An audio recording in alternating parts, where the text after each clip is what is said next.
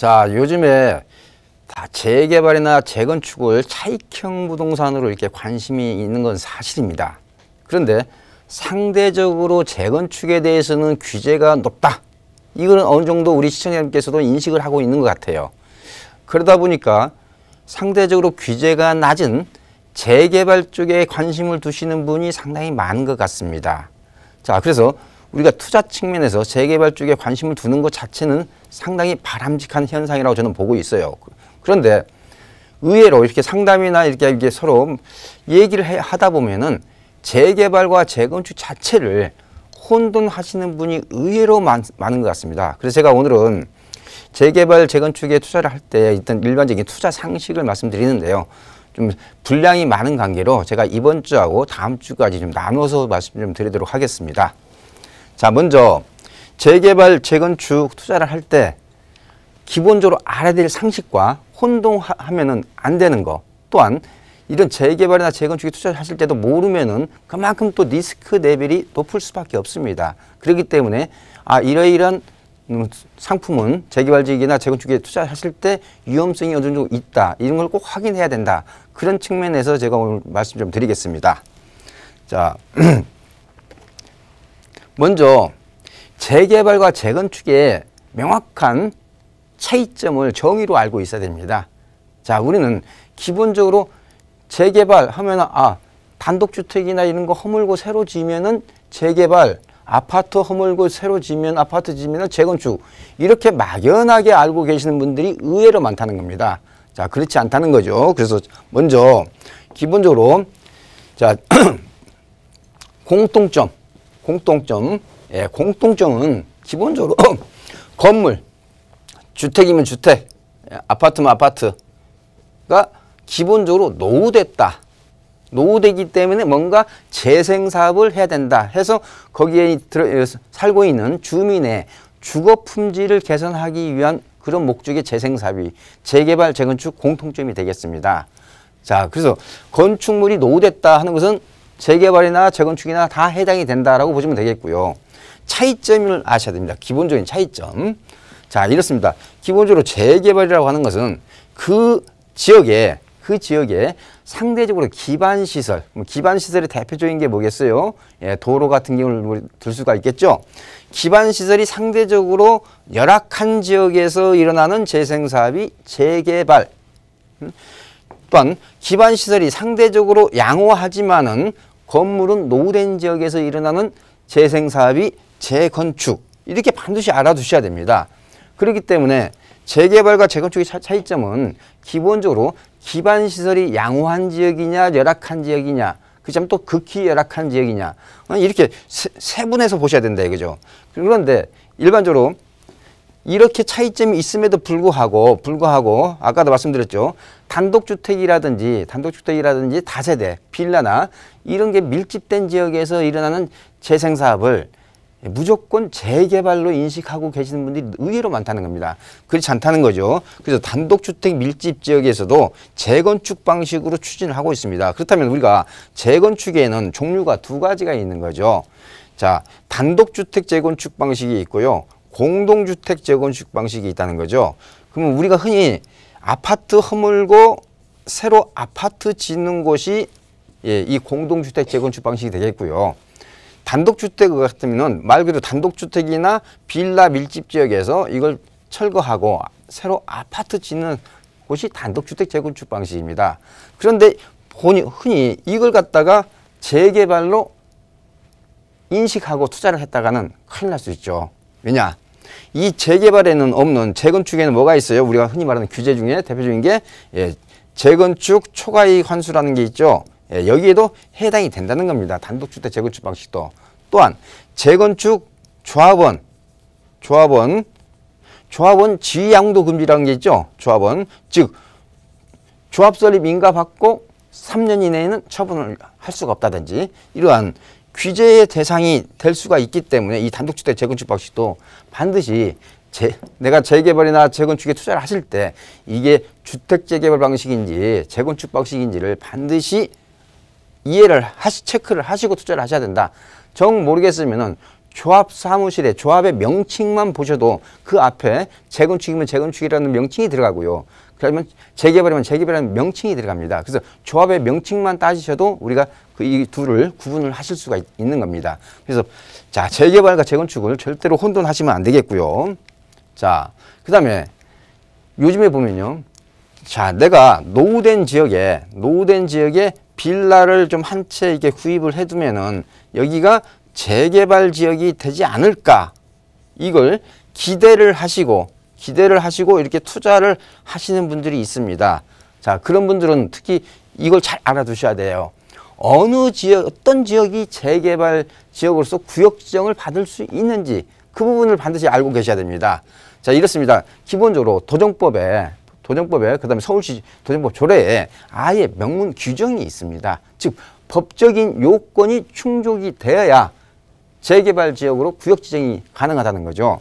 자, 그렇다면 기본적으로 이렇습니다. 건축물이 노후 불량하고 기반 시설이 열악한 지역인데 그중에서 건축물 노후도가 일정 규모 이상이 돼야 된다 하는 규정이 있고요. 그 다음에 호수 밀도, 즉 단위 면적당 주택수가 몇 세대냐 하는 호수 밀도, 그 다음에 접도율, 도로하고 접해져 있는 주택이 어느 정도 이게 차지하느냐, 그 다음에 땅 모양이 너무 이게 가소하다든지 부정방향 소음의 필지가 많은 지역, 이런 4가지 요건이 있습니다. 그런데 이 4가지 요건 중에서 건축물 노후도는 필수입니다.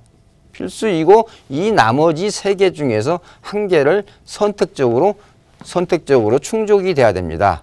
자, 그렇기 때문에 여기서 건축물 노후도 규정이 필수라는 거, 이게 반드시 우리가 알고 있어야 됩니다. 우리가 2008년 이전에는 이 건축물 노후도가 필수가 아니었습니다. 아니고 이 4가지 중에서 2가지만 선별해서 충족을 하면은 재개발 지역으로 구역 지정을 받을 수 있는 법적인 요건이 충족이 됐습니다. 근데 이제 법이 바뀌었기 때문에 건축물 노후도 규정은 필수로 바뀌었다는 거, 이거 굉장히 중요한 의미를 갖습니다. 무슨 의미냐면은 지금 현재도 신축 빌라를 짓고 있다, 신축 다가구 주택을 짓고 있다, 뭔가 신축 그런 행위를 하고 있는 지역이라고 한다면은 대부분이 이것 때문에 법적인 요건을 충족을 못합니다. 물론 20년, 30년 후에는 충족이 가능할 수도 있겠죠. 그렇지만 우리가 10년 이렇게 중장기적으로 이게 투자를 하실 때 내가 노후 빌라를 한 채 사가지고 재개발을 기대하겠다?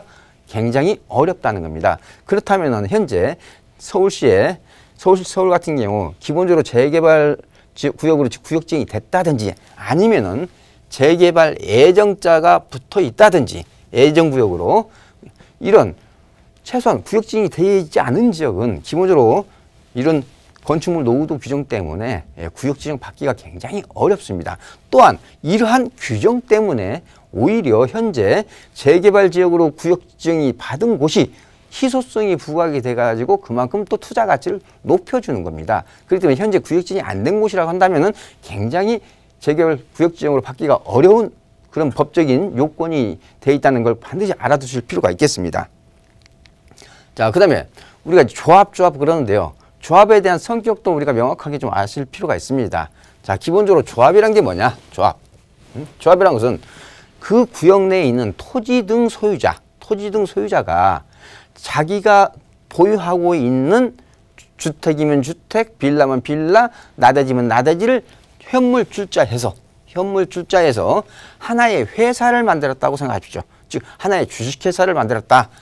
그렇게 해가지고 인가를 마치고 등기까지 마친 상태가 바로 조합이다. 즉 아주 쉽게 생각하시면요, 그 안에 있는 조합원들이 출자. 그럼 조합원들은 누구예요? 말 그대로 주식회사, 어떤 회사에 출자한 주주 역할이 되는 거죠. 주주. 그리고 그 조합은 하나의 주식회사, 법인이 되는 거고요. 참고로 이제 이 조합을 갖다가 우리가 사단법인 성격을 보고 민법을 준용하도록 되어 있는 것은 우리 이제 참고로 아실 필요가 있겠고요. 기본적으로 우리가 조합 설립 인가를 받기 위해서는 토지 등 소유자의 75% 이상의 동의를 해야 됩니다. 우리가 과거에는 80%였습니다. 지금은 좀 완화돼 가지고 75%가 되겠죠. 자, 그런데 이런 조합이라고 하는 것은 공적인 이익과 사익이 병존을 합니다. 따라서 행정관청의 감독이 수반되는 그런 기관이라고 보시면 되겠습니다. 자, 그 다음에는 누가 조합원이냐? 아까 무조건 현물 출자했다 해서 무조건 조합원이냐? 예, 그렇지 않다는 겁니다. 즉 일단 대상 구역 내 토지 등 소유자가 조합원이 될 수가 있는데요. 재개발과 재건축이 또 여기서 또 차이점이 있다는 겁니다. 즉 재개발은 강제조합원이라고 합니다. 그 다음에 재건축은 임의조합원이라고 합니다. 그러면 강제조합원은 뭐고 임의조합원은 뭐냐? 즉 강제조합원은 자기 의사하고 상관없이 무조건 강제적으로 조합원이 된다는 거예요. 즉 내가 그 구역 내에 땅 한 평이라도 가지고 있다면은 이분은 그냥 자기 의사하고는 상관없이 조합원입니다. 그렇지만은 재건축 방식에서는 조합 설립에 동의한 자만이 조합원입니다. 그렇다면 우리가 조합원이 됐다는 소리는 뭘 의미해요? 예, 권리와 책임이 동시에 수반되죠. 따라서 예를 들어서요. 사업을 재개발이 됐건 재건축을 하다가 쭉 사업을 하다가 중간에 수습이 되게 되면 어떻게 돼요? 예, 그동안에 쓴 비용이 매몰 비용이 발생되겠죠. 거기에 대한 책임을 누가 져야 돼요? 예, 조합원이 진다는 거죠. 그렇기 때문에 재개발과 재건축도 자기 의사하고 반해가지고 하느냐, 강제적이냐, 임의냐 이 부분도 차이가 있다는 거. 이것도 바로 재개발, 재건축의 차이점이 되겠습니다. 자, 그 다음에 조합원이면 무조건 아파트 입주권 주느냐? 이 부분에도 우리 따져볼 필요가 있겠어요. 자, 누가 분양 자격이 있는 조합원이냐? 자, 이렇습니다. 기본적으로 재개발이라고 하는 것은 재개발은 이렇습니다. 건축물의 용도 따라갑니다. 건축물의 용도. 즉 건축물의 용도가 상가면은 상가 분양을 주는 거고요. 건축물의 용도가 주거용이면은 아파트 입주권을 주는 겁니다. 따라서 건축물의 용도 따라서 입주권 분양 자격이 주어진다. 이게 첫 번째 대전제고요. 그 다음에 기본적으로 이렇습니다. 주택만 가지고 있어도 됩니다. 즉 땅 없이 건물의 용도가 주택이면은 무조건 아파트 입주권이 나옵니다. 자, 우리가 이런 경우가 뭐가 있죠? 시유지의 무허가 주택 이렇게 사례를 볼 수가 있겠죠. 그런데 또 난 땅만 가지고 있다. 건물이 없이 땅만 가지고 있는 경우에는 일정 규모 이상이어야 된다는 겁니다. 일정 규모 이상일 때만 입주권이 준다는 거. 그런데 재건축 같은 경우는 또 이게 또 다릅니다. 재건축 같은 경우는 토지와 건물을 동시에 소유한 자만이 입주권 분양 자격이 있습니다. 자, 이 부분이 큰 차이가 있죠. 자, 그래서 기본적으로 토지만 소유자, 토지만 가지고 있다, 주택만 소유자.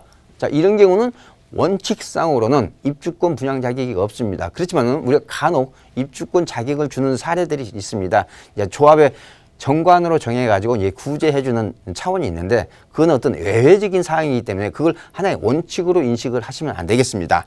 그래서 이런 추진 방식에 따라서도 분양 자격의 유무가 서로 다르다. 따라서 우리가 재건축과 재개발을 구분하고 알고 있다는 게 굉장히 중요한 의미를 갖겠죠. 자, 그 다음에는 몇 가지 재개발, 재건축에 투자를 할 때 좀 이러이런 부동산은 반드시 제약 요건이 따릅니다. 제약 요건이.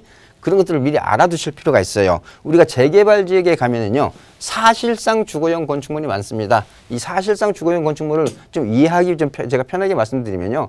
자, 옛날에는 골목 상가가 있었죠. 근데 요즘엔 다 편의점을 바뀌었지 않습니까? 그럼 그 상가가 주택으로 많이 이게 바뀌어 있을 겁니다. 그런 것들을 이제 건축물 대장을 떼어보면 근린생활시설인데 실제는 살림살이하는 주택인 경우, 이런 경우를 사실상 주거용 건축물이라고 합니다. 이런 경우에는 무주택 세대주만 입주권 자격이 주어진다는 것도 우리가 알아두실 필요가 있겠고요. 자, 무허가 주택. 재개발 지역 같은 데는 무허가 주택이 굉장히 많습니다. 이랬을 때는 시도 조례에서 정하는 그 기준일 이전부터 쓰고 있었어야 됩니다.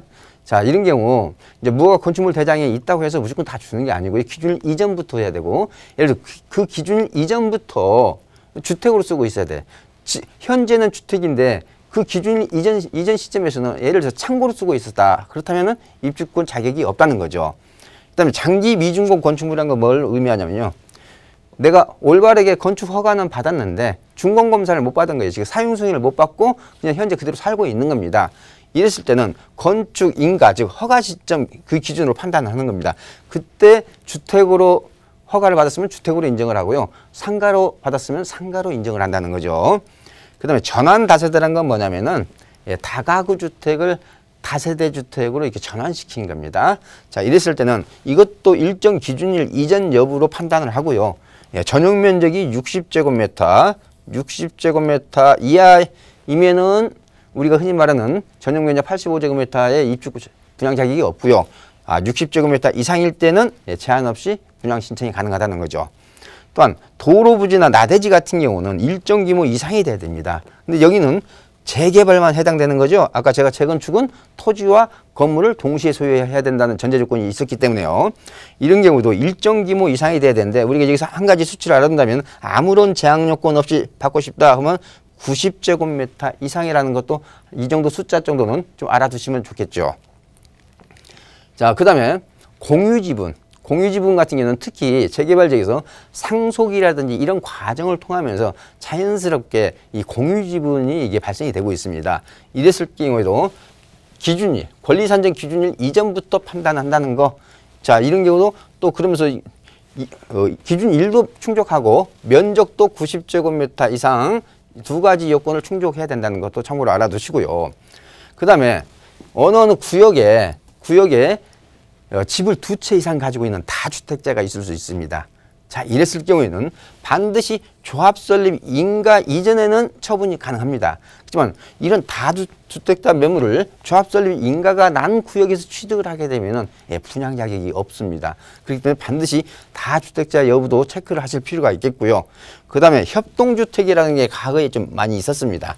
자, 이랬을 때는 건축 인가 후에 증가된 세대인 경우에는 기본적으로 분양 자격이 없을 수 있다는 거. 그렇기 때문에 이 부분도 협동주택인지, 협동주택일 때는 좀 더 한 번 더 따져보셔야 되겠죠. 그 다음에 지금 현재는 사람이 살고 있기 때문에 맹지는 아니겠죠. 어떤 주택이 있다면은. 근데 맹지는 아닌데 내가 토지 이용 계획을 하기에는 지금 지적도를 떼어봤더만은 맹지주택이 있습니다. 자, 이랬을 때는 현재 쓰고 있는 도로가, 그런 사도가 도로로 평가받기 때문에 상대적으로 감정평가 금액에서 불리할 수 있다는 거, 이것도 좀 알아두실 필요가 있겠고요. 그 다음에 요즘에 분양 신청하지 않은 부동산이 매물로 나오는 경우도 있습니다. 이런 경우는 기본적으로 현금 청산 대상이죠. 자, 그런데 분양 신청을 하라고 했는데도 뭐 해외에 오래 거주하다 보니까 그 기간을 놓쳐가지고 못한 사례도 있고 여러 가지 사례가 있을 수 있겠죠. 자, 이런 부분은 기본적으로 현금 청산 대상자이기 때문에 좀 안 나온다 하는 걸 알아두시고요. 자, 이렇습니다. 오늘은 제가 첫 번째 시간이고요. 제가 다시 한번 강조드리는 것은 재개발과 재건축의 차이점을 명확히 알고 투자하시라. 또한 재개발과 재건축에 투자를 하실 때는 상당히 복잡한 게 많습니다. 필요하다면 전문가하고 꼭 상담을 받고 투자를 실행하시는데 도움이 됐으면 합니다.